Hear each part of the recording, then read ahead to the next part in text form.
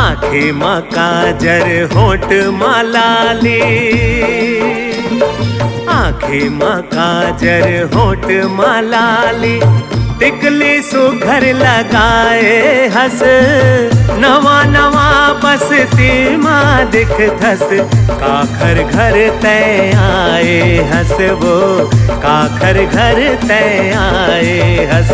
अरे संगी सहेली के संग माँ में हाँ, संगी सहेली के संग माँ में हाँ, सुहाना जेवर आए हाँ, काबर बताओ तोला रे भैया, काखर घर में आए हाँ, काखर घर में आए हाँ।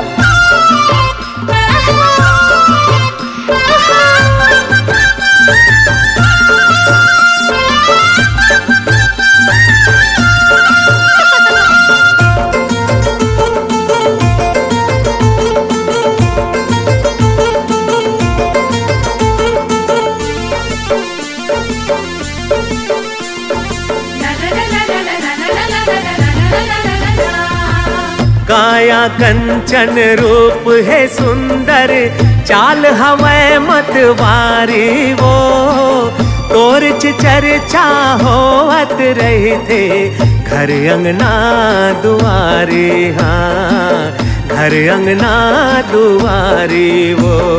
सब झन के तैहा मन मारानी,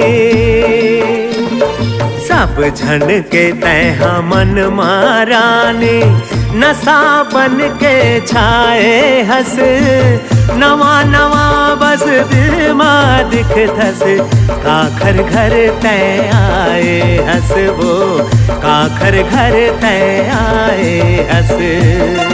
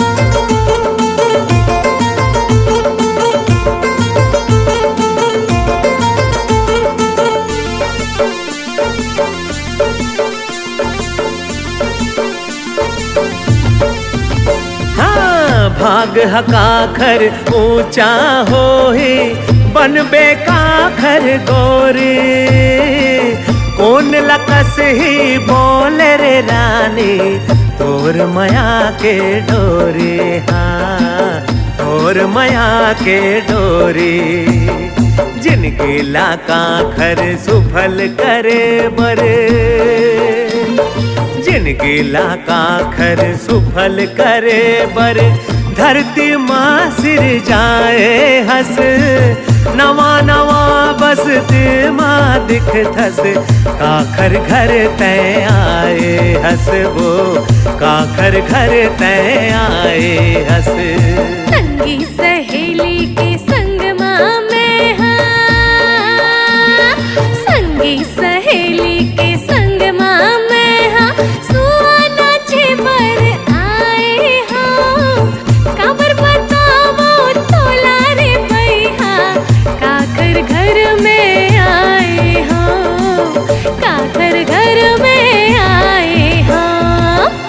काखर घर तय आए हंस वो, काखर घर तय आए हंस।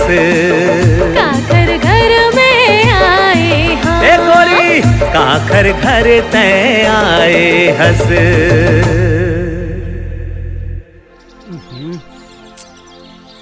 कहाँ चलती सी यार। अरे रुक तो जी, वो नया किराएदार आए हैं, 2 महीने के पैसे दे दिए, वो लेके आ जाते। अरे मैं नहीं जाऊंगा। लेके आना जी, जाने का।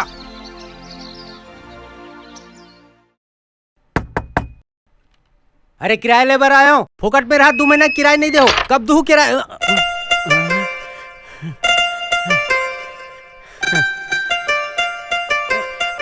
इधर ही थस।